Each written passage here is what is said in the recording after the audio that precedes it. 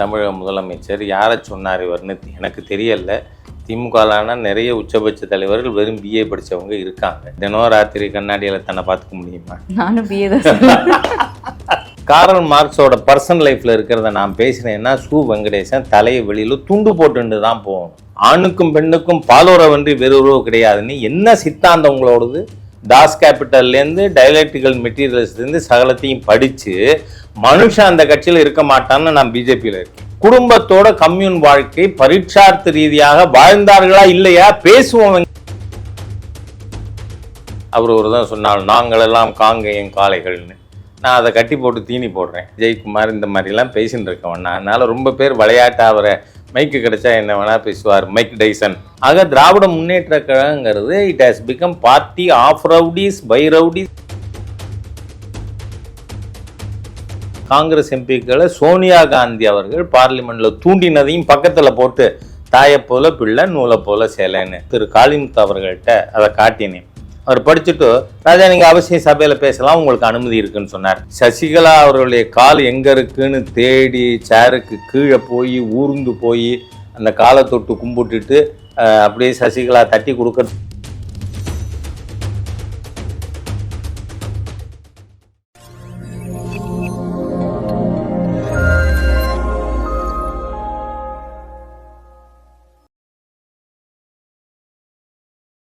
தாமரை TV நேயர்களுக்கு வணக்கம். இன்று நம்மோடு இணைந்திருக்கும் சிறப்பு விருந்தினர் பாஜகவின் தேசிய செயற்குழு உறுப்பினர் மற்றும் பாஜகவின் மூத்த தலைவர் திரு ஹெச் ராஜா அவர்கள். வணக்கம் சார். வணக்கம். திமுகவின் RS பாரதி அவர் சொல்லியிருக்காரு, முன்னாடி காலத்துல எல்லாம் யாரோ ஒருத்தங்க தான் பிஏ பட்டோ பிஇ பட்டோ எடுப்பாங்க, இப்போ எல்லா நாயுமே எடுக்குது அப்படின்ற ஒரு ஸ்டேட்மெண்ட்டை சொல்லியிருக்காரு. இதை நீங்க எப்படி பாக்குறீங்க? அதாவது RS பாரதி இந்த மாதிரி பேசுறதுக்கு பேர் போனவர். அவர் தனிப்பட்ட முறையில் என்னையவே அந்த மாதிரி பேசியிருக்கார். அவ்வளோ மோசமான நபர். அதனால தான் RS பாரதின்னு அந்த ரோட் சைடு பாரதின்னு நான் சொல்கிறது பழக்கம். ஒரு தகுதியற்ற நபர் எப்படி திமுகவுடைய அமைப்பு செயலாளர் பொறுப்பில் வச்சுருக்காங்கன்னு தெரியல. திமுகவில் நிறைய பேர் பிஏ படிச்சிருக்காங்க, உச்சபட்ச தலைவர்கள். ஒரு காலம் அவங்கள மனசில் சின்ன திட்டினாரா அதுவும் புரியலை எனக்கு. ஆக திராவிட முன்னேற்ற கழகம் அவர் மாதிரி நபர்களை பொறுப்பிலிருந்து எடுக்கிறது ஸ்டாலினுக்கு நல்லது, திமுகவுக்கு நல்லது. அது அவர்கள் தான் யோசித்து முடிவெடுக்கணும்.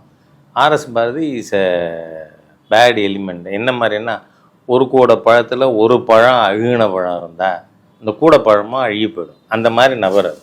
அதனால் அதை தமிழக முதலமைச்சர் யாரை சொன்னார் இவர்னு எனக்கு தெரியல. திமுகலான நிறைய உச்சபட்ச தலைவர்கள் வெறும் பிஏ படித்தவங்க இருக்காங்க. அதை ஞாபகப்படுத்துகிறேன். இது RS பாரதி அவர்கள் இப்படி பேசுறது முதல் முறையும் கிடையாது. திமுகவில் அவர் மட்டுமும் இப்படி பேசல இல்லையா? இதுக்கு பெரிய எதிர்ப்பு வருமா அப்படின்னு நம்ம யோசிச்சோன்னா இவ்வளோ வருஷமா அதான் பேசிட்டு வராங்க அப்படின்னு. இது எப்படி நீங்கள் திராவிட முன்னேற்ற கழகமே என்ன முன்னாள் முதலமைச்சர் திரு மு கருணாநிதி அவர்களே திமுக குண்டர்கள் இந்திரா காந்தி அம்மையாரை தாக்குறாங்க. அப்பொழுது அவருக்கு தலையில் ரத்தம் வருது. அதுக்கு கருணாநிதி சொன்னதை நான் இப்போ சொல்கிறது உச்சிதமாக இருக்கேன். அதனால் கருணாநிதியே அந்த மாதிரி பேசக்கூடியவர் தான். ஆகவே அவர் சட்டமன்றத்திலையும் பேசியிருக்கார். அது திமுகவோட ஒரு பாரம்பரியமாக வாழையடி வாழையாக எல்லாரும் அசிங்கமாக பேசுறதுன்னு ஒரு கட்சி, அதுக்குன்னு ஒரு கட்சி இருக்குது. அதனால் இவரும் பேசியிருக்கார். இருந்தாலும் மக்கள் ரசிக்க மாட்டாங்க. இப்போ பிஏ படித்தவனெல்லாம் தினம் ராத்திரி கண்ணாடியில் தன்னை பார்த்துக்க முடியுமா? நானும் பிஏ தான். அதனால் அவரை நீக்கிறது கட்சிக்கு கௌரவம். இப்போ அதே மாதிரி சு வெங்கடேசன் அவர்களும் சொல்லியிருக்காரு, இந்த செங்கோல் வந்து அங்கேருந்து நீக்கப்படணும் அப்படின்னு யூபி சமாஜ்வாடி பார்ட்டியில் அவர் கேட்டதுலேருந்து இவரும் என்ன சொல்கிறாரு, அதோடைய அடையாளமே வந்து முன்காலத்தில் வந்து மன்னர்கள் அவங்களோட அந்த புறத்தில் வந்து பெண்களை வந்து அடிமையாக வச்சுருந்தாங்க, அதுக்கு தான் இது ஒரு சைனாக இருக்குது அப்படின்னு அவர் பேசியிருக்காரு. அதாவது நான் மற்ற மதத்தை குறிப்பிட்டு அதை பேசினாரா அப்படின்னு நம்ம கேட்கலாம். ஆனால் சு வெங்கடேசன் ஏற்கனவே இந்த மாதிரியாக இந்துக்களின் மத உணர்வை புண்படுத்துகின்ற விதத்தில் பேசியிருக்கார். மதுரை மீனாட்சி அம்மனை பற்றியே ரொம்ப மோசமாக பேசின ஒரு கேவலமான கீழ்த்தரமான நபர் இந்த சு வெங்கடேசன். சரி, இதே மாதிரியாக நம்ம அவங்கள்ட்ட கேள்வி கேட்டால் என்ன ஆகும்? அதாவது கம்யூனிஸ்டுகளுக்கு தி ஹோலி புக் மார்க்சிசம், தி ஹோலி டைட்டி காரல் மார்க்ஸ். காரல் மார்க்ஸோட பர்சனல் லைஃப்பில் இருக்கிறத நான் பேசினேன்னா சு வெங்கடேசன் தலையை வெளியில் துண்டு போட்டுட்டு தான் போகணும், முகத்தை காட்ட முடியாது. ஏன்னா கம்யூனிஸ்ட்டுகளே அந்த மாதிரி வந்து காரல் மார்க்ஸு அவரை பற்றி என்ன தகவல்கள் இருக்குது, அவரோட சர்வெண்ட் மெய்டை வந்து அவரோட ஆசை நாயகியை வச்சுருந்தார் அப்படின்னு. சரி, அது கூட பர்சனல் மேட்டர் பேச வேண்டாம். ஆனால் இவங்க வந்து சமத்துவம் பேசுகிறாங்க சமுதாயத்தில். லாயக்கற்ற நபர் காரல் மார்க்ஸே. ஏன்னா அந்த சர்வெண்ட் மெய்டுக்கு பிறந்த குழந்தைய லோபான் பேபின்னு இவர் டிஸ்கார்டு பண்ணிட்டார், ஏற்றுக்கலை. அவரோட நண்பர் எடுத்து வளர்க்குறார். இதெல்லாம் உங்கள் பிரைம் டைட்டி காரல் மார்க்ஸை பற்றினது. இதை பேசினா என்ன ஆகும்? நீங்கள் பார்லிமெண்ட்டில் பேசினது இதுவும் ஒன்று தானே. நீங்கள் இந்து மன்னர்கள் பற்றி பேசியிருக்கீங்க. உங்கள் மாமன்னர், உங்கள் டைட்டி, அதோட லைஃப் என்ன?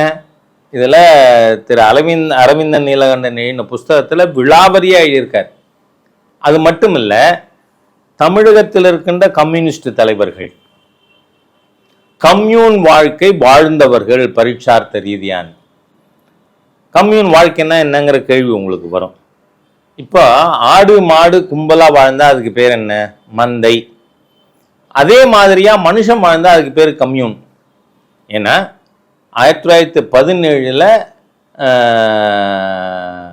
கம்யூனிஸ்டுகள் ஆட்சிக்கு வந்த உடனே வந்து ஸ்டாலின், இந்த ஸ்டாலின் இல்லை, ரஷ்ய ஸ்டாலின் வந்து குடும்ப முறையை அபாலிஷ் பண்ணுறதுக்கு நடவடிக்கை எடுக்கிறார். ரஷ்ய மக்கள் அதை எதுக்குறாங்க. அதுக்கப்புறம் அவரே இப்போ தான் ஜார் மன்னருக்கு எதிராக நம்ம வன்முறையில் ஆட்சியை பிடிச்சிருக்கோம், அதனால் அதை இழக்க வேண்டாம்னு குடும்ப முறையை அங்கீகரித்தார். அதனால தான் நான் எப்பொழுதுமே சொல்லுவேன், இன் ஸ்ட்ரிக்ட் டேர்ம் கம்யூனிஸ்ட் கண்ட்ரின்னு ஒரு கண்ட்ரி கூட இல்லை. ஏன்னா கம்யூன் வாழ்க்கை அவங்களால செயல்படுத்த முடியலை. இந்த கம்யூன் வாழ்க்கையை பற்றி இன்னும் விஸ்தாரமாக பேசணும்னா லெனின் சொல்கிறார். அவரோட லெனின் ஆன் உமன் ஒரு புஸ்தகம் இருக்குது. அது அந்த சு வெங்கடேசன் மாதிரியாக உண்டியல் குல்கிகள், ஏன்னா இவங்க வந்து கம்யூனிஸ்ட்டை படித்தா தானே, அதை பற்றி பேசியிருக்கான். வந்து லெனின் சொல்கிறார், ஆணுக்கும் பெண்ணுக்கும் பாலுறவின்றி வேறு உறவு கிடையாது. தாய் மகன் தந்தை மகள் என்கின்ற உறவுகள் போலி. குடும்பம் என்பது பூர்ஷ்வாக்களின் சுரண்டல் அமைப்பின் முதற்படி அப்படின்னு சொல்லி அந்த கம்யூன் லைஃப் தான் கம்யூனிஸ்டோடதுன்னு. அந்த மாதிரியாக தமிழகத்தில் கம்யூனிஸ்ட் தலைவர்கள் குடும்பத்தோட கம்யூன் வாழ்க்கை பரீட்சார்த்த ரீதியாக வாழ்ந்தார்களா இல்லையா? பேசுவோம் வெங்கடேசா, வாங்குறேன் நான், பேசுவோம். உங்கள் கட்சி எவ்வளவு அனாச்சாரமான சித்தாந்தம் கொண்டது.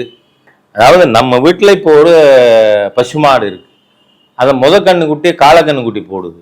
அந்த பசுமாடு அந்த கண்ணுக்குட்டி மூணாவது கண்ணுக்குட்டி போடுமா? போடாதா? போடும். மாடு தானே, மிருகம் தானே. இந்த மாதிரி வாழ்க்கை ஏற்றவர்கள் கம்யூனிஸ்டுகள்.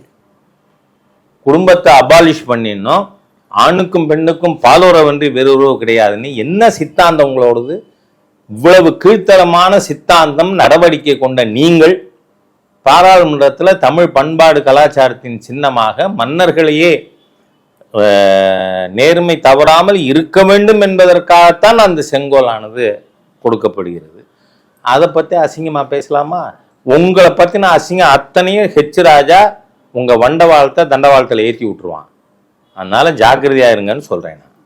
இப்போ நீங்க வந்து சொல்ற மாதிரியே ஹிந்து மன்னர்கள் வச்சிருக்கும் செங்கோலை வந்து அவமானப்படுத்தணும் அப்படின்ற நோக்கில் அவர் பேசியிருந்தா, மதுரையில வந்து மதுரை மேயர் பதவி இருக்கும்போது செங்கோல் கொடுத்தானே இவங்க பதவி ஏற்க வைக்கிறாங்க. கம்யூனிஸ்டுக்காரனுக்கு நிதானம் எப்போ இருந்திருக்கு?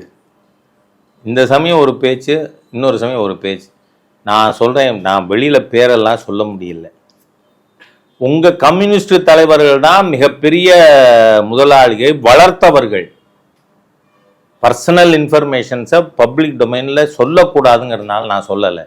அதனால் கொஞ்சம் நீங்கள் யோசித்து பேசுகிற, அதுவும் வெங்கடேசன் மாதிரியாக இருக்கிற அநாகரீக மனிதர்கள், ஹிந்து விரோதிகள், தீய சக்திகள் கொஞ்சம் அடக்கி வாசிக்கிறது நல்லது. இல்லைன்னா உங்களோட கம்யூன் வாழ்க்கையை பற்றி, லெனின் பெண்களை பற்றி பேசினது எல்லாவற்றையும் நான் பேச வேண்டியிருக்கும். ஏன்னா நான் கம்யூனிசத்தை முழுமையாக தாஸ் கேபிட்டல்லேருந்து டைலக்ட்ரிக்கல் மெட்டீரியல்ஸ்லேருந்து சகலத்தையும் படித்து மனுஷன் அந்த கட்சியில் இருக்க மாட்டான்னு நான் பிஜேபியில் இருக்கேன். அண்ணாமலை அவர்கள் ஆக்ஸ்போர்ட் யூனிவர்சிட்டி போய் சர்வதேச அரசியல் படிக்க போறாரு, அதனால இங்க இருக்க போற தமிழக பாஜகவில் அண்ணாமலை சஸ்பெண்ட் பண்றதுனால தான் இந்த மாதிரியான ஒரு விஷயம் சொல்றாங்கன்னு அதிமுகவின் ஜெயக்குமார் அவர்கள் ஒரு கருத்து சொல்லியிருக்காங்க. நான் என்ன சொல்றேன், அண்ணாமலை அவர்கள் தேர்ந்தெடுக்கப்பட்டிருப்பது ஒரு ப்ரெஸ்டீஜியஸ் கோர்ஸு. அதுக்கு அவர் போகணும்னு விரும்பினா தாராளமாக அதை நம்ம என்கரேஜ் பண்ணணும், அவருக்கு உறுதுணையாக இருக்கணும். ஏன்னா ஒரு கட்சியில் ஒருத்தருக்கு அந்த இந்த இந்த கோர்சஸ் எல்லாம் அவ்வளவு சுலபமாக கிடைக்கிறது இல்லை. அதுக்கு அனுமதி அவருக்கு கிடைச்சிருக்குன்னா அதை நாம் பாராட்டணும், வரவேற்கணும், உறுதுணையாகவும் இருக்கணும். வேணாம், கட்சியில் இருக்கிற ஒரு சீனியர் மோஸ்ட்டு மெம்பருங்கிற முறையில் நாம் அதுக்கு அவருக்கு உறுதுணையாக இருக்கிறது. அந்த காலகட்டத்தில் இங்கே கட்சியை ஒன்றும் கவலைப்படாதீங்க, நீங்கள் போயிட்டு வாங்க, வி வில் மேனேஜ்னு சொல்கிறேன் நான். அந்த மாதிரியாக இருக்கணும். ஆமாம், இவர் மைக்கு கிடைச்சாலே என்ன வேணாலும் பேசுகிறதுங்கிறது ஜெயக்குமாருக்கு பழக்கமாக இருக்குது. என்ன பண்ணுறது, அவர் ஒரு தான் சொன்னால் நாங்களெல்லாம் காங்கேயம் காளைகள்னு. நான் அதை கட்டி போட்டு தீனி போடுறேன், அதையே காட்டினேன். நான் என்னோடய காங்கேயம் மாட்டை நான் பிடிச்சின்னு இருக்கிறத படத்தை போட்டு ட்விட்டரில் நாங்கள் அந்த காங்கேயம் காளையை கட்டி போட்டு தீனி போடுபவர்கள்னு. அந்த மாதிரி இவருக்கு சரியான பதில் நம்ம சொல்ல முடியும். அனாவசியமாக அவர் ஜெயக்குமார் இந்த மாதிரிலாம் பேசின்னு இருக்க வேணாம். அதனால் ரொம்ப பேர் விளையாட்டாக அவரை மைக்கு கிடைச்சா என்ன வேணால் பேசுவார், மைக் டைசன் அப்படின்லாம் கூட சொல்கிறாங்க. என்ன நல்ல நண்பர் தான் ஆனால் இந்த மாதிரி பேசுகிறதெல்லாம் கொஞ்சம் அவாய்டு பண்ணுங்கன்னு சொல்கிறேன் நான். எடப்பாடி அவர்கள் கொடுத்த பிரஸ் மீட்ல சொல்றாரு, அண்ணாமலை அவர்கள் என்னமோ அவர் வந்ததுக்கு அப்புறம் தான் தமிழக பிஜேபி வளர்ந்ததா ஒரு பிம்பத்தை கிரியேட் பண்றாரு. அவர் வந்ததுக்கு அப்புறம் தான் நம்ம பார்த்தோம்னா மத்தியில பாஜகவுக்கு ஓட்டு சரிவு ஏற்பட்டதே அண்ணாமலை வந்ததுக்கு அப்புறம் தான். சும்மாலே இந்த மாதிரி ஒரு பிம்பத்தை கட்டமைக்கிறாரு. நான் என்ன சொல்றேன், பாரதிய ஜனதா கட்சி நாம் இந்த திமுக அதிமுக இல்லாமலே ஏற்கனவே கூட்டணி அமைச்சிருந்தோம். அதனால் அதனுடைய கண்டினியூவேஷன் தான் இப்போ நடந்து கொண்டு இருக்கு. இன்றைக்கி என்ன ப்ரூவ் ஆகிருக்கு முன்னைய சந்தர்ப்பங்களுக்கும் இப்போக்கும் அப்படின்னு சொன்னால், 12 தொகுதிகளில் என்டிஏக்கு எதிராக, பிஜேபிக்கு எதிராக 9 தொகுதிகளில் அதிமுக 3வது இடத்துக்கு தள்ளப்பட்டிருக்கு. கிராஜுவலாக ADMK is becoming irrelevant political force in Tamil Nadu. நீங்கள் பார்த்தா அதிமுக கூட்டணி விஜயகாந்த் அவர்களுடைய பார்ட்டியும் சேர்த்து அந்த கூட்டணிக்கு கிடைச்ச ஓட்டுக்கும் என்டிஏக்கு கிடைச்ச ஓட்டுக்கும் 2% தான் டிஃப்ரென்ஸே இருக்குது. அதனால் உங்களுக்கு கிராஜுவலாக 2026 தமிழ்நாட்டில் மொத்தமாக நீங்கள் 3வது இடத்துக்கு போயிடுவீங்க, அது நடக்கும். அதனால் இந்த பயத்தில் இருக்கிறவர், நீங்கள் பார்த்தா ராத்திரி இருட்டில் நடந்து போகிறவர் சத்தம் போட்டு பாட்டு பாடிகிட்டே போவார். ஏன்னா தன் உள் பயம் தனக்கே தெரியப்படாதுன்னு. அந்த மாதிரி இருக்கார் பாவம் எடப்பாடியார். இப்போ அதனால என்ன வேணால் பேசுவார், பேசட்டும். அது மாதிரி அண்ணாமலை அவர்கள் பேசும்போது சொன்னார், விக்கிரவாண்டி இடைத்தேர்தலை அதிமுக நினைச்சா 3வதோ 4வதோ இடத்துக்கு தள்ளப்பட்டுருவாங்க, அதனால தான் நிற்கல. அது யதார்த்தம் தானே. ஏற்கனவே நீங்கள் 12 தொகுதியில் 3வதா போயிருக்கீங்கன்னு நான் இப்போ ஏற்கனவே குறிப்பிட்டேன். அதனால 3ம் போகலாம், நாம் தமிழருக்கு பின்னாடி 4வதாகவும் போகலாம். ஆனா விழுப்புரம் பாராளுமன்ற இதை பார்க்கும்போது விக்கிரவாண்டி தொகுதி அதுல தான் வருது. அங்க இருக்க அதிமுக கண்டெஸ்ட் பண்ணவர் தான் 2ஆம் இடத்துக்கு வந்தாங்க. அதுவும் ஃபர்ஸ்ட்டை விட ஒரு 6000 சொச்சம் ஓட்டு தான் வித்தியாசமும் இருந்தது. அது இருக்கலாம். தேர்தல் முடிஞ்சதுக்கு அப்புறம், தேர்தலுக்கு முன் தேர்தலுக்கு பின் இப்போ ஏடிஎம்கே எக்ஸ்போஸ் ஆயிடுது. நீங்க திராவிட முன்னேற்ற கழகத்துக்கு எதிராக என்ன பலம் அதிமுகவுக்கு நான் பல முறை சொல்லியிருக்கேன். ஏடிஎம்கேனாலே ஆன்டி டிஎம்கேன்னு ஒரு அர்த்தம் நம்ம எடுத்துக்க முடியும். ஏன்னா திரு எம்ஜிஆர் அவர்களும் சரி, மேடம் ஜெயலலிதாவும் சரி, திமுகனா தீய சக்தி. அந்த தீய சக்தியை நாம் பப்ளிக் லைஃப்லேருந்து ரிமூவ் பண்ணணும். அப்படித்தான் கட்சி ஆரம்பிச்சாண்டிலேருந்து திரு எம்ஜிஆர் அவர்கள் சொல்லி, அவர் தான் இருந்தவரை இந்த தீய சக்தியை பவருக்கு பக்கத்திலே வரவிடலை. அதை மக்கள் புரியாமல் சில பேர் அதிமுகவுக்கு ஓட்டு போட்டிருந்திருக்கலாம். Now that ADMK is thoroughly exposed.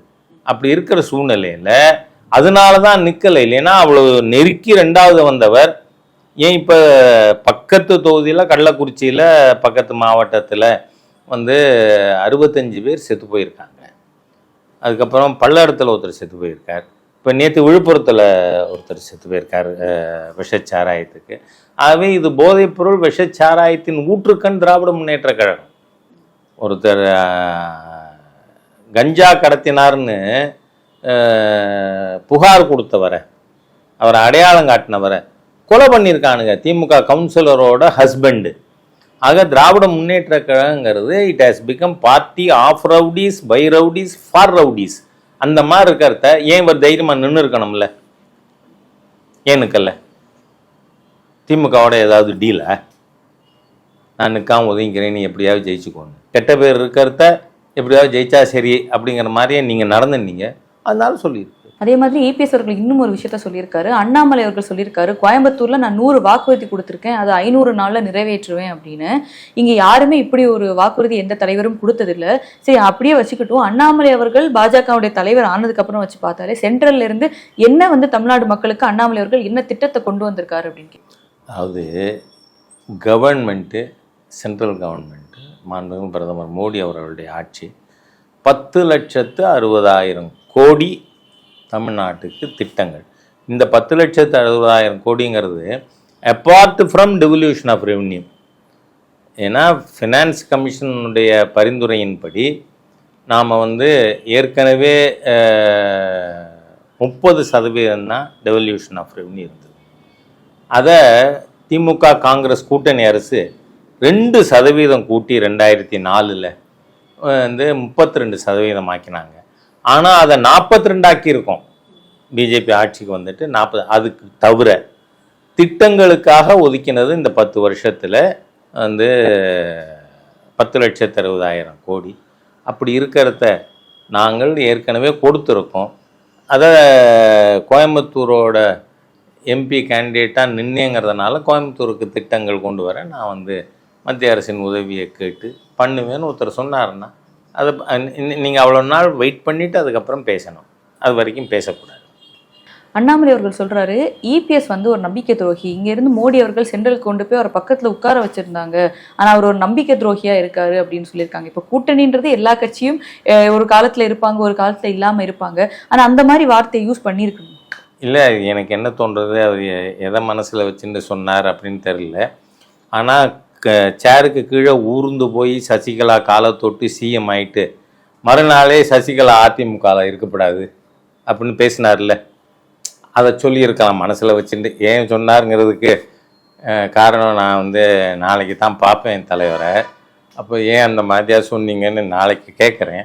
ஆனால் சொன்னதுக்கு எது காரணமாக இருந்திருக்கலாம்னு என்ன அனுமானம்னு சொன்னால், சசிகலா அவர்களுடைய கால் எங்கே இருக்குன்னு தேடி சேருக்கு கீழே போய் ஊர்ந்து போய் அந்த காலை தொட்டு கும்பிட்டுட்டு அப்படியே சசிகலா தட்டி கொடுக்கறது இப்படி நின்றுண்டு அப்படியெல்லாம் சிஎம் ஆனார்.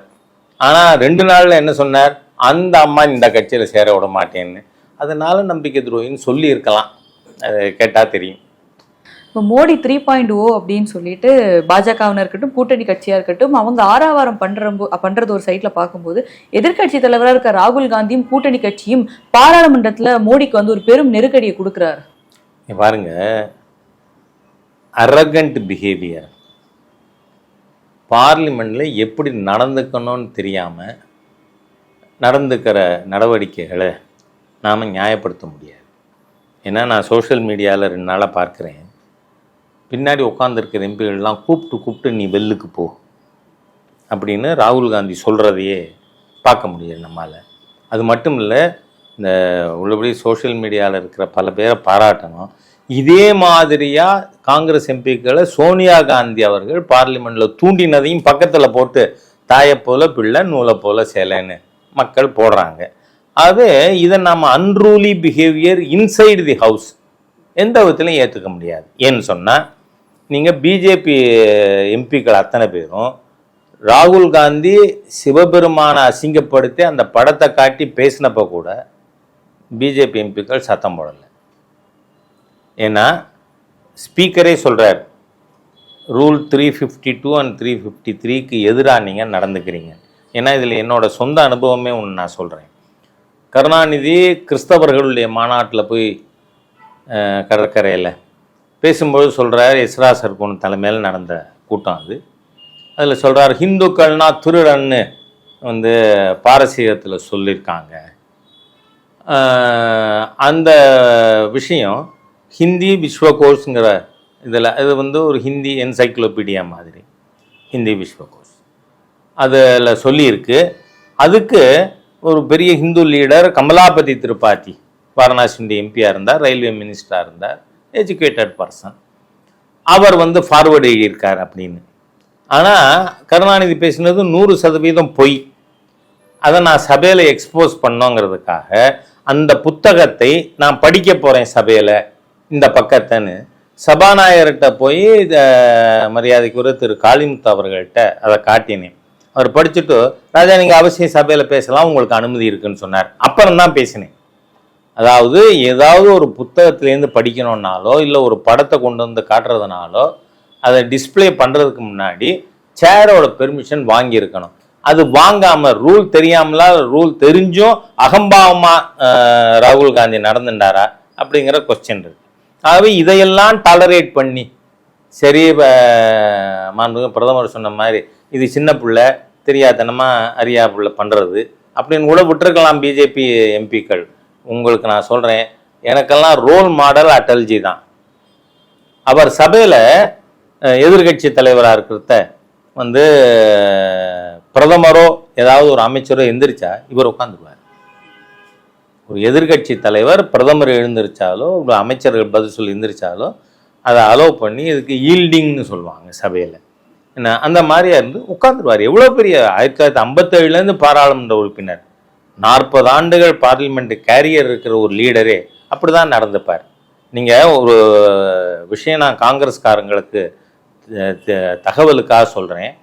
இந்த அட்டல்ஜி பார்லிமெண்ட்டில் அவர் எதிர்கட்சியில் இருக்கிறத சஞ்சய் காந்தி பார்லிமெண்ட்டில் கலாட்டா பண்ணுறார்.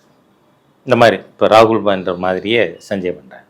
இப்போ உடனே அட்டல்ஜி இனிமேல் இந்த சபையில் நான் பேச மாட்டேன்னு சொல்லி உட்காந்துடுறார். அப்போ உடனே இது ஊடகங்களில் பிரபலமாக கோட் பண்ணப்பட்ட விஷயம், நான் ஒன்றும் இல்லாத விஷயத்தை பேசலை. அப்போ இந்திரா காந்தி அவர்கள் சஞ்சயை கூப்பிட்டு, நீ போய் அட்டல்ஜிட்ட மன்னிப்பு கேளு. ஏன்னா பார்லிமெண்ட் விஷயங்களில் ஏதாவது சந்தேகங்கள் இருந்தால் நாங்களே கூட அட்டல்ஜியை கன்சல்ட் பண்ணுவோம். அப்படிப்பட்டவர் நான் இனிமேல் சபையில் பேச மாட்டேன்னு உட்கார அளவுக்கு நீங்கள் ஹூட்டிங் ஹவுலிங் அதெல்லாம் நடந்தது சஞ்சய் பிரிகேடு. அதனால் அப்போ அட்டல்ஜி என்ன சொன்னார், நான் இனிமேல் பேச மாட்டேன் அப்படின்னு. அந்த மாதிரியாக அன்னைக்கு சஞ்சய் பிரிகேட் நடந்துட்ட மாதிரியாக இன்னைக்கு ராகுல் பிரிகேட் நடக்குது. இது அராஜகம் மட்டும் இல்லை, அநாகரிகமானது. பார்லிமெண்ட்டில் போய் எல்லாரும் அப்படி பேசக்கூடாது. அதனால் ராகுல் காந்தி தன்னை திருத்திக்கிறது நல்லது. அப்போ தான் சபையை நம்ம சரியாக நடத்த முடியும். அதுக்கு பின்னாடி இருக்கிற எம்பிகள்லாம் போய் நீ போ கலாட்டா பண்ணு அப்படின்லாம் கை காட்டுறதெல்லாம் அசிங்கம், அருவருக்கத்தக்க நடவடிக்கை எதிர்கட்சி தலைவரோடு. அவர் அருகதையற்றவருங்கிறத இது தெளிவாக காட்டியிருக்கு. அதே மாதிரி ராகுல் காந்தி சொன்ன அந்த கருத்து, தன்னை ஹிந்துக்களா ஏற்றுக்கொள்றவங்க எல்லாருமே அன்ட்ரூத், வெறுப்பு, வன்முறை இந்த மாதிரி தான் இருப்பாங்க அப்படின்னு அது அவை குறிப்பிலேருந்து மாற்றவும் சொல்லிட்டாங்க ஓம் பிர்லா. எனக்கு என்ன ஒரு கேள்வி எழுதுனா, இங்க இப்போ இன்னும் ஒரு சில வருடங்கள் ஆகும்போது இந்த மாதிரி ராகுல் காந்தி அவர்கள் பேசியிருக்காரு அப்படின்றத யாராவது கோட் பண்ணும்போது அதற்கான எவிடன்ஸ் அந்த அவையில இல்லாம தானே இருக்கும். இந்த மாதிரி விஷயங்கள் எடுக்காம ராகுல் காந்தி பேசினதே வெறுப்புணர்வு பேச்சு தான். அதுலேயும் ஹிந்துக்களை சிவபெருமான ரொம்ப மோசமாக பேசியிருக்கார். ஏன்னா திரிசூலம் இடது பக்கத்தில் ஏன் இருக்குது தெரியுமா, அது அவருக்கு வலது கை எட்டிடப்படாதான். இப்போது இயேசுநாதர் எப்படி இருந்தார் என்ன ஏதுன்னு மக்கள் பேச ஆரம்பித்தா என்ன ஆகும்? இவரோட மதம், ராகுல் காந்தியோட அவங்க அம்மாவோட அண்டானியா மைனோவோட ரிலிஜன் அது. நாம் அது பேச மாட்டோம். ஏன்னா இந்த நாடு மதசார்பற்ற நாடாக இருக்கிறதுக்கே ஹிந்து கலாச்சாரம் பண்பாடு தான் காரணம். ஏன்னா இந்த நாட்டிலேருந்து பிரிஞ்சு போன 2 துண்டு, ஒன்று பாகிஸ்தான், இன்னொன்று பங்களாதேஷ். அவர்கள் இஸ்லாமிய நாடுகளாக இருக்காங்க. ஏன் இந்த நாடு இன்னும் செக்குலராக இருக்குது? ஹிந்துக்கள் பெரும்பான்மையாக இருக்கிற வரைக்கும் தான் பாரத தேசம் செக்குலராக இருக்கும், ஜனநாயகம் இருக்கும், இல்லைன்னா இருக்காது. காரணம் என்ன? நம்ம கல்ச்சர், நமக்கு வேதங்கள் என்ன சொல்லி கொடுத்துருக்கு? ஆகாசாதி பதிதந்தோயம் யதா கச்சதி சாகரம் சர்வதேவ நமஸ்காரகா கேசவம் பிரதிகச்சதி. அதாவது ஆகாயத்திலிருந்து கீழே விழுகின்ற மழை நீர் எப்படி யதாகச்சதி சாகரம், எப்படி கடலுக்கு போய் சேர்கிறதோ அதுபோல நீ எந்த கடவுளை வணங்கினாலும் சர்வதேவ நமஸ்காரகா கேசவம் பிரதிகச்சதி, அது அந்த நாராயணனுக்கு போய் சேரும்னு. அந்த வழிபாட்டால் இருக்கின்ற வேறுபாட்டை வேறுபாடாக கருதாத பாரத நாட்டின் இந்துக்களின் ஹிந்துத்வாவின் கொள்கையின் காரணமாகவே இந்த தேசம் மதசார்பற்ற நாடா இருக்கு. இதை மதசார்பின்மை வேணும்னு விரும்புறவங்க ஹிந்து பெரும்பான்மை பராமரிக்கணும்னு வேலை பார்க்கணும். இல்லைன்னா இந்த நாடு மதசார்பற்ற நாடா இருக்காது. உண்மையை பேசுறதுக்காக யாராவது என்ன வசைப்படலாம், அது வேற. அது அவர்களுடைய மத வெறி காரணம். ஏன்னா இன்னைக்கு சிறுபான்மை மத வெறிதான் பல தொகுதிகளில் வேலை பார்த்துருக்கு. அவங்க அதிகமாக இருக்கிற தொகுதிகளில் அவங்களுக்கு ஜல்ஜீவன் அபியானில் தண்ணி கிடச்சிருக்கு, பிரதான் மந்திரி ஆவாஸ் யோஜனாவில் வீடு கிடச்சிருக்கு, எல்லா திட்டங்களும் கிடச்சிருக்கு. ஆனாலும் மத ரீதியாக பிஜேபிக்கு ஒரு ஓட்டு கூட போடக்கூடாதுன்னு போட்டிருக்காங்க. இதை இதுக்கு ஒரு எதிர்வினை இந்து சமுதாயத்திலேருந்து வரும்னா ரொம்ப மோசமாக போகும். அதனால் ராகுல்ஸ் பாலிட்டிக்ஸ் இந்த நாட்டுக்கு கெடுதி, மதசார்பின்மைக்கு கெடுதி. அதனால் அவர்கள் it is better they behave themselves. இப்போ நீங்க சொன்னீங்க நம்ம அதுக்கு முன்னாடி சேர்பர்சன் கிட்ட கேட்டுட்டு தான் சில விஷயம் கேட்டுட்டு தான் பண்ணணும். ஆமா, இப்போ நீட்டு பத்தி எல்லாம் பேசுறது அப்படின்றது ஏன் இன்னுமே முன்னெடுத்து பேசல? இப்போ நீட்டு வேணாண்டு ஒரு சைடு சொன்னாலும் அதுல சில விஷயங்கள் இப்போ நம்ம பார்த்தோம், மால் ப்ராக்டிஸ் நடந்தது. அப்போ என்டிஏ பத்தி பேசுறது இதெல்லாம் அவங்க ஒரு சர்ச்சையா பாஜகவே எடுத்து பண்ணலாம் இல்லையா, எதிர்கட்சிகள் அமளியில வர்றதுக்கு முன்னாடி? இல்ல, இதை நாம நடவடிக்கைகள் எடுக்கிறோம். காரணம் we are in treasury bench, ஆளுங்கட்சியா இருக்கோம். அவங்க பேசும்பொழுது, அதனால தான் தயாநிதி மாறன் பேசினப்ப சபாநாயகர் அவர்களே வாய்க்கு நல்ல பிளாஸ்டர் போட்டு உட்கார வச்சுட்டார். அவரோட 2G இந்த கேஸு, பிஎஸ்என்எல் இதெல்லாம் வழக்கு கோர்ட்டில் இருக்குது, பேசப்படாதுன்னார். அப்படின்னா நீட்டு கூட தான் வழக்கு கோர்ட்டில் இருக்குது, நீ ஏன் பேசுகிற, வாய் முண்டு உட்காருன்னு சொன்ன உடனே உட்காரணும். ஆகவே இவர்கள் பண்ணுற நீட்டை பொறுத்த வரைக்கும் நான் சொல்கிறேன், அதில் இப்போ விஜய் கூட பேசியிருக்கிறதா பல ஊடக நண்பர்கள் எங்கிட்ட கேள்வி கேட்டாங்க. நீட்டை கொண்டது யார்? 2013 திமுக காங்கிரஸ் கூட்டணி அரசு, யூபிஏ நீங்கள் கொண்டு வந்தீங்க. அப்போ மேடம் ஜெயலலிதா தமிழ்நாட்டுக்கு 1 வருஷம் விலக்கு வேணும்னு கேட்டாங்க, நீதிமன்றம் வழங்கியது. அதுக்கப்புறம் திருப்பியும் வேணும்னு கேட்டாங்க. அப்போ கேஸ் நடந்தது சுப்ரீம் கோர்ட்டில். சுப்ரீம் கோர்ட்டில் நீட்டு வேணும்னு ஆர்கியூ பண்ணது திரு ப. சிதம்பரத்தினுடைய மனைவி திருமதி நளினி சிதம்பரம். அவங்க ஆர்கியூ பண்ணாங்க வேணும்னு, வேண்டாங்கிறவங்களுக்கு எதிராக மற்றவர்கள் பண்ணாங்க. ஆனால் உச்சநீதிமன்றம் நீட் இருக்கும் அப்படின்னு தீர்ப்பு கொடுத்தாங்க. இதில் ஒரு உண்மையை நான் திருப்பி திருப்பி முட்டாள்தனமாக இவங்க பேசக்கூடாதுங்கிறதுக்காக சொல்கிறேன். 2006க்கு முன்னாடி மெடிக்கல் காலேஜ் அட்மிஷனுக்கு என்ட்ரன்ஸ் எக்ஸாம் இருந்ததா இல்லையா? இவங்க தமிழ்நாட்டில் அட்மிஷனுக்கு இது +2 மார்க் அப்படின்னு சொன்னால் இதை ஜிப்மர் இல்லை அனுமதிப்பாங்களா? முடியாது, அது வேறு மாநிலம். அப்போ அதுக்கு தனி எக்ஸாம் நடந்தது. சரி, இப்போ ஆல் இண்டியா கோட்டா இருக்குது 15% எல்லா மெடிக்கல் காலேஜ்லையும். தமிழ்நாட்டில் மற்ற மாநிலத்தை சேர்ந்தவங்க அப்ளை பண்ணலாம். தமிழ்நாட்டு மாணவர்கள் யூபியில், பீகாரில், டெல்லியில் நிறைய ப்ரெஸ்டீஜியஸ் இன்ஸ்டிடியூஷன்ஸ் இருக்குது, அதுக்கு அப்ளை பண்ணலாம். அப்போது அதுக்கு எதன் அடிப்படையில் அவங்க மாணவர் சேர்க்கை நடக்கும்? அதுக்காக என்ட்ரன்ஸ் இருந்தது. அப்போது ஒரு ஸ்டூடெண்ட்டு பல மாநிலங்களில், பல கல்லூரிகளில் மெடிக்கல் சீட்டு அட்மிஷன் வேணும்னா தனித்தனியாக எக்ஸாம் எழுதுகிற சூழ்நிலை. அதனால தான் ஒரே எக்ஸாமினேஷனாக நீட்டு கொண்டு வந்தோம். அது சுப்ரீம் கோர்ட்டு தான் நீங்கள் கொண்டு வந்தீங்க சட்டமாக, சுப்ரீம் கோர்ட்டை அதை அப்ஹோல்டு பண்ணிச்சு. இப்போ வேணும்னா நான் சொல்கிறேன், ஸ்டாலினுக்கு உள்ளபடியே நீட்டு ரத்து பண்ணணும் அப்படின்னு எண்ணம் இருக்குமானால், நேர்மையான முதுகெலும்பு இருக்கிற முதலமைச்சராக இருந்தால் யூ ப்ரிஃபர் ரிவ்யூ பெட்டிஷன். அதை தவிர வேறு வழி இல்லை. சும்மா வெறுங்கடுதாசு தானே சட்டமன்றத்தில் போடுற தீர்மானம் நீட்டு பற்றி. ஏன்னா education is in concurrent list. Concurrent லிஸ்ட்டில் இருக்கிறத பற்றி சட்டம் என்ன சொல்லுது? In case of conflict between state and the centre's position, மாநில மற்றும் மத்திய அரசாங்கத்தின் நிலைப்பாட்டில் முரண்பாடு இருக்குமானால், there is conflict, centre's decision shall prevail. மத்திய அரசாங்கத்தின் நிலைப்பாடு தான் சட்டமாக முடியும். அதனால் இதெல்லாம் நம்ம அரசியல் சட்டம் விதிமுறைகள் இருக்குது. அது இருந்தும் மக்களை ஏமாத்துறதுக்காக நான் ஒரே கையெழுத்தில் முதல் கையெழுத்தில் நீக்குவேன்னு சொல்லிட்டு வெக்கமே இல்லாமல் 80 லட்சம் கையெழுத்து வாங்குறேன்னு அவர் இன்னும் பேச்சே அடிபட காணுமே. இந்த விளையாட்டாக ஒருத்தர் மந்திரியா இருக்காரே, சனாதன இந்து தர்மத்தை கொசு மாதிரியே அழிப்பேன்னு சொன்ன நபர் இன்னும் அவர் பேச்சே வரல, என்ன காரணம் என்னன்னு தெரில. பெங்களூர் கேஸ் ஜட்ஜ்மெண்ட்டுக்கு அப்புறமே அவர் வாயடைச்சு போயிருக்காரா அப்படின்னு புரியலை நமக்கு. ஆகவே திராவிட முன்னேற்ற கழகத்தினுடைய தலைமைக்கு அல்லது யாரெல்லாம், அது விஜயா இருக்கட்டும், அதிமுக இருக்கட்டும், யாரெல்லாம் இருக்கட்டும், ஏன் ஏடிஎம்கே வந்து பெட்டிஷன் போட முடியாதா சுப்ரீம் கோர்ட்டில்? போடலாம், ரிவ்யூ பெட்டிஷனை போடுங்க. சுப்ரீம் கோர்ட்டில் ஜெயிச்சா சென்ட்ரல் கவர்மெண்ட்டே அதுதான் செய்யணும், பண்ணுங்க பார்ப்போம். இதெல்லாம் வெறும் வெட்டி பேச்சு வேண்டாங்கிறேன் நான். இதெல்லாம் பிராவடா வெறும் பேச்சு, அது தேவையில்லைங்க.